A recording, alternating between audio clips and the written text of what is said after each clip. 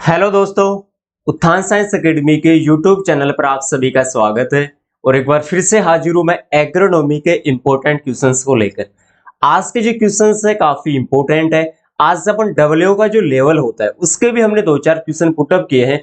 इससे आपको लेवल का भी पता लग जाएगा कि डब्ल्यू में भी किस प्रकार के क्वेश्चन पूछे जाते हैं। और इसके अलावा जो क्वेश्चन है वो आपके एग्रीकल्चर सुपरवाइजर में पूछे गए। कुछ क्वेश्चन आपके जेड करंट जो 2020 में टेस्ट हुआ था उसके भी हमने कुछ क्वेश्चन यहाँ पर लिया है। ठीक है भाई, तो यहाँ पर देखो आज अपन पढ़ेंगे बहुत ही इंपॉर्टेंट क्वेश्चंस। स्क्रीन पे दिख रहा है आपको ये ऑर्गेनिक फार्मिंग क्या है भाई, ऑर्गेनिक फार्मिंग। ठीक है ना, ऑर्गेनिक फार्मिंग जैविक खेती जो अपन करते हैं या फिर जो खाद तैयार करते हैं उसमें जो पौधे लगाते हैं उसका स्ट्रक्चर थोड़ा सा है। ठीक है भाई, तो चलिए आज का हमारा पहला क्वेश्चन है और फटाफट एक बार शेयर कर दीजिएगा। सभी दोस्तों से मेरी पर्सनल रिक्वेस्ट है कि लाइव सेशन के लिंक को ज्यादा से ज्यादा शेयर कीजिए जिससे सभी दोस्त जुड़ जाए।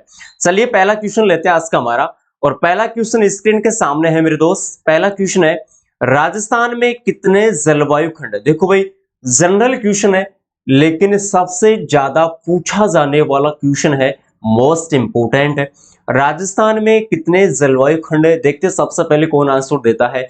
8, 10, 15 या फिर 9। बिल्कुल जनरल क्वेश्चन है, फटाफट बताइएगा यहाँ पर राइट आंसर कौन सा जाएगा। राजस्थान में कितने जलवायु खंड है। ठीक है भाई, जलवायु खंड पूछा है इसने, तो यहाँ पर अपन राजस्थान के बारे में भी बात करेंगे और भारत के बारे में भी यहाँ पर अपन बात करने वाले। तो चलिए देखते हैं। बिल्कुल ओके, हाँ तो देखो भाई राजस्थान के बारे में पूछा है तो राजस्थान में तो होते हैं 10, और यदि भारत की पूछे तो भारत में होते हैं 15। तो यहाँ पर राइट आंसर 10 जाएगा। अब कई बार अपने को कंफ्यूजन हो जाता है कि 10 राजस्थान में गिरे कि भारत में गिरे, तो ऐसा ध्यान रखना यहाँ पर संख्या 10 ज्यादा है कि 15 ज्यादा है, संख्या को काउंट करना। तो संख्या ज्यादा कौन सी है, 15। अब भारत बड़ा है या राजस्थान, दिखने में नहीं, भारत पूरा देश है और राजस्थान एक राज्य है। तो राजस्थान तो छोटा सा राज्य है बल्कि भारत एक देश जो बहुत बड़ा है। अब बड़ा है तो संख्या भी क्या देंगे भाई, बड़ी देंगे। तो ध्यान रखना 15 तो है भारत में, 10 है आपके राजस्थान में। तो पहला क्वेश्चन का राइट आंसर 10 जाएगा। चलिए नेक्स्ट क्वेश्चन को चलते हैं। किसी मौसम में फसलों का औसत उत्पादन मुख्यतः किस कारण से कम होता है। बिल्कुल जनरल क्वेश्चन है, मौसम के बारे में, यहाँ पर क्लाइमेट का क्वेश्चन है। मौसम में फसलों का औसत उत्पादन मतलब यदि मौसम है, मौसम अच्छा है, फिर भी यदि क्या हो रहा है, उत्पादन कम हो रहा है, तो इसका मुख्य कारण क्या है भाई, वो अपन यहाँ पर देखने वाले। ऑप्शन आपके सामने है, बलुई मिट्टी, मौसम निष्ठ परिवर्तन, कम वर्षा व असमान वितरण, और कोई नहीं। फटाफट यहाँ पर आंसर दीजिएगा, राइट आंसर कौन सा जाएगा। मौसम में ऐसा कौन सा यहाँ पर राइट आंसर जाएगा जो उत्पादन में क्या हो रही, कमी हो रही, प्रोडक्शन में क्या हो रहा है मेरे दोस्त, कमी हो रही। तो दीजिएगा इसका राइट आंसर क्या होगा।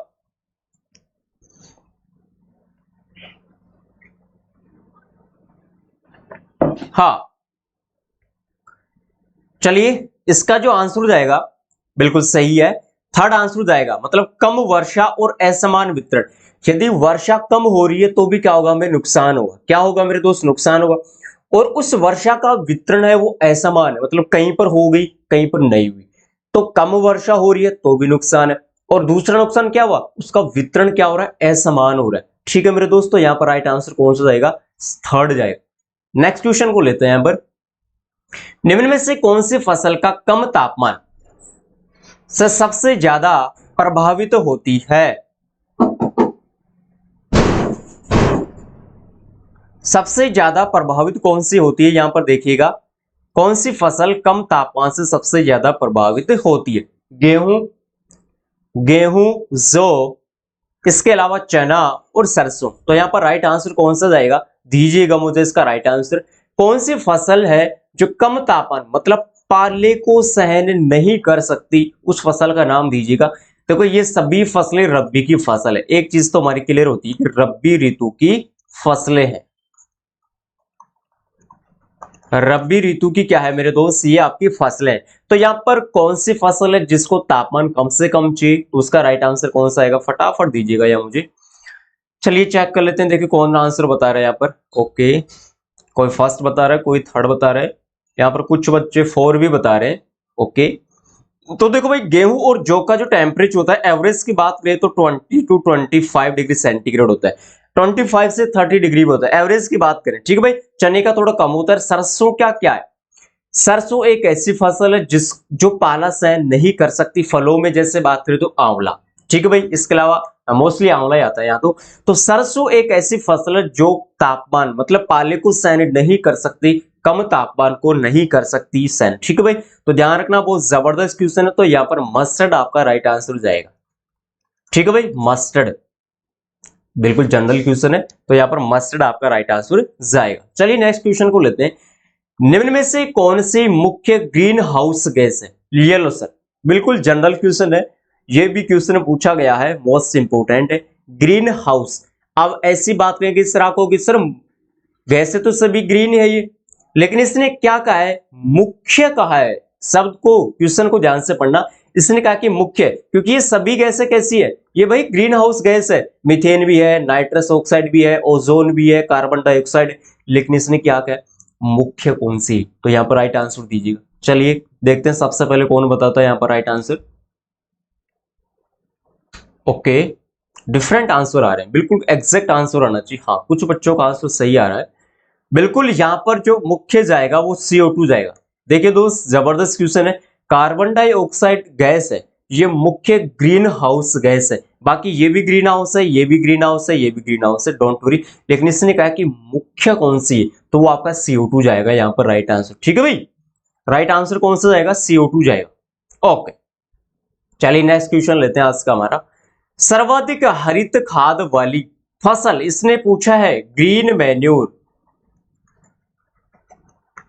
ग्रीन मैन्योर के बारे में पूछा है दोस्त, यहाँ पर कौन सा होगा? गवार, सनई, ढेंचा या फिर बरसिम?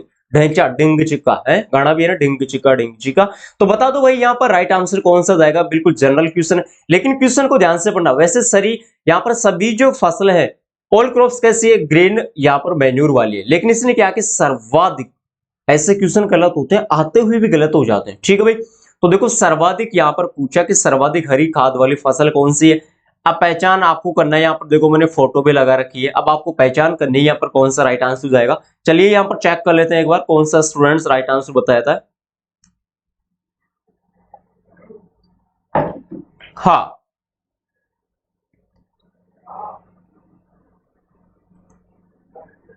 हाँ, देखिए इसका मुख्य रीजन क्या है कि सर CO2 मुख्य क्यों हुई?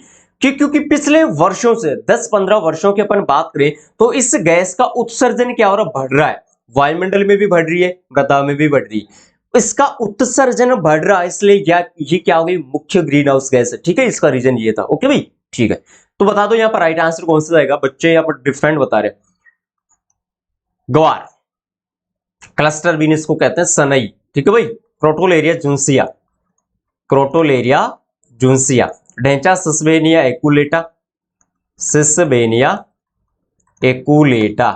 ठीक है भाई, बरसिम आपका ट्राइफोलियम अलेक्जेंड्रिया। हाँ बिल्कुल सही है, यहाँ पर राइट आंसर सनई जाएगा। देखो भाई, सैसे सनई और सैसे सर्वाधिक, कोई कंफ्यूज?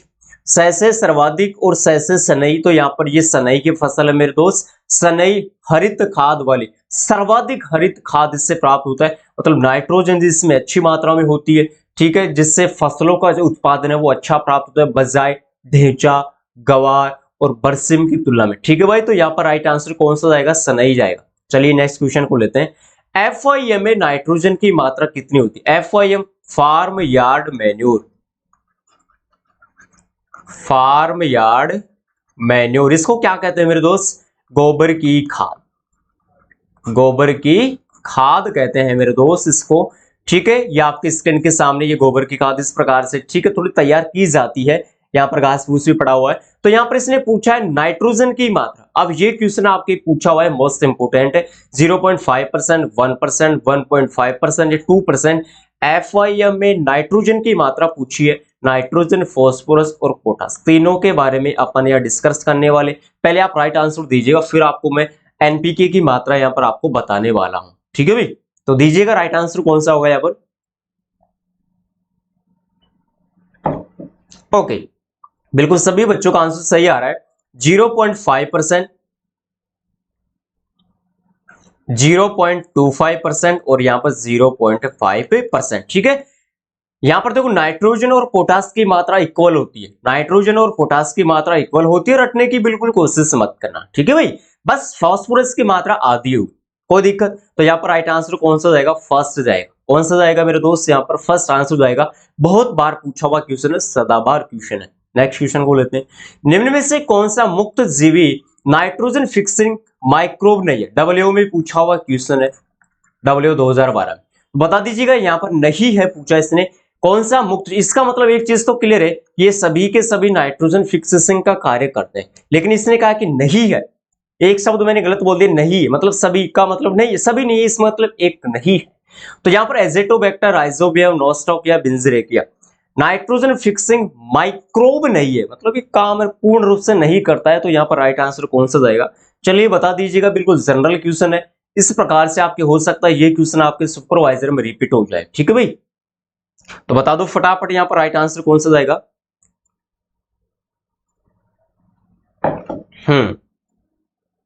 ओके, हाँ बिल्कुल सही जवाब। यहाँ पर राइजोबियम आपका राइट आंसर जाएगा। एजेटोबैक्टर आपके अनाज वाली फसलों में होता है, अनाज वाली फसलों में। ठीक है भाई, राइजोबियम आपके दलहनी फसल में होता है।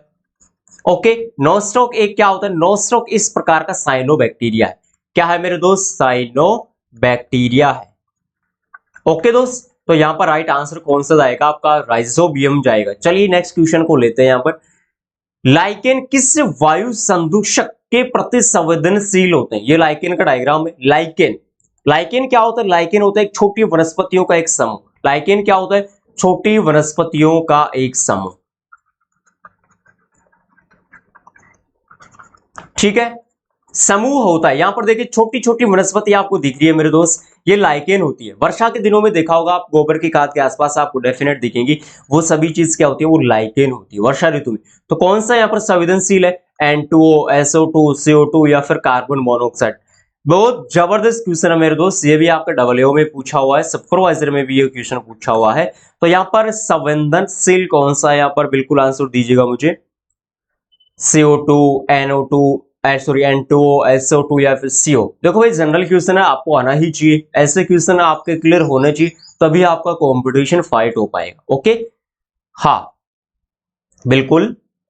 तो यहाँ पर राइट आंसर बच्चे अधिकतर सही बता रहे हैं, SO2 यहाँ पर जाएगा राइट आंसर। सल्फर डाइऑक्साइड वायु संदूषक के प्रति संवेदनशील होता है। ठीक है भाई, बहुत जबरदस्त क्वेश्चन है। नेक्स्ट क्वेश्चन है, एजेटोबैक्टर कल्चर में प्रति ग्राम सूखे वाक में जीवाणुओं की संख्या न्यूनतम पूछा इसने। किसमें? एजेटोबैक्टर, जो आपके अनाज वाली फसलों में होता है। इसने पूछा कि जीवाणुओं की संख्या न्यूनतम मतलब कम से कम कितनी होनी चाहिए? 10 की घात 6, 10 की घात पावर 7, 10 की घात पावर 4, 10 की घात पावर 8। कौन सा होगा? बिल्कुल जनरल क्वेश्चन है, बता दीजिएगा। एजेटोबैक्टर कल्चर में प्रति ग्राम सूखे वाक में जीवाणुओं की संख्या न्यूनतम कितनी होनी चाहिए मेरे दोस्त? बिल्कुल जनरल क्वेश्चन है, जल्दी कीजिएगा यहां पर। ओके,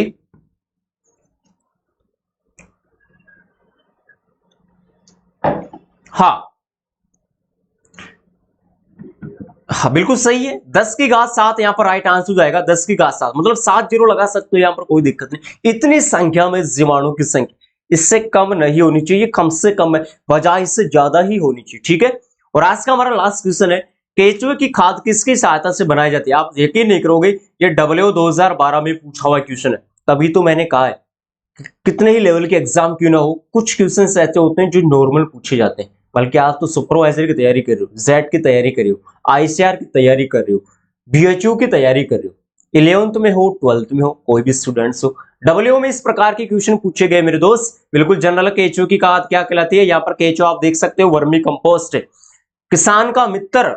ये मेरा भी मित्र है भाई। किसका मित्र है? ये मेरा भी मित्र है, क्योंकि मैं एक किसान ही हूं। ठीक है, किसान फैमिली से बिलोंग करता हूं, तो ये मेरा भी मित्र है, आपका भी मित्र, किसान का मित्र है, फ्रेंड ऑफ फार्म। ओके भाई, तो यहाँ पर राइट आंसर कौन सा जाएगा? केचुआ। और इसके पालन को क्या कहते हैं? Vermi culture. क्या कहते हैं मेरे दोस्त? Vermi culture. और इसकी जो प्रजाति होती है सबसे बेस्ट है आइसिनिया फोइटिडा। आइसिनिया फोइटिडा इसका एक सुपर प्रजाति है, जो बेहतरीन प्रजाति होती है। ठीक है, ये कच्चे गोबर को खाते हैं और इस प्रकार से ये गोबर बनाते हैं, छोटी छोटी। ठीक है भाई, जैसे चाय के दाने होते हैं ना, चाय के दाने, इस प्रकार से गोबर को बना देते हैं। ओके, बहुत जबरदस्त तरीका है। तो यहाँ पर लास्ट क्वेश्चन था हमारा, केचुए की खाद, घरेलू मक्खी, दीमक, ये अलग से पक्षी वगैरह, पक्षी बीट जो आपका होता है। तो आज के हमारे क्वेश्चन होते हैं यहीं पर एंड। इसके बाद में आपकी एग्रीकल्चर केमिस्ट्री की क्लास है, सुपरवाइजर के बंदे भी जरूर लेना, क्योंकि केमिस्ट्री में जो पार्ट है वो एग्रीकल्चर का है, जो आपके सुपरवाइजर में डेफिनेट पूछा जाता है। सुपरवाइजर जेट वगैरह तो लेंगे। और मॉर्निंग में अपनी 8 बजे से एनिमल हस्बेंड्री की क्लास है, तो मिलते हैं मॉर्निंग में 8 बजे। तब तक के लिए नमस्कार, धन्यवाद।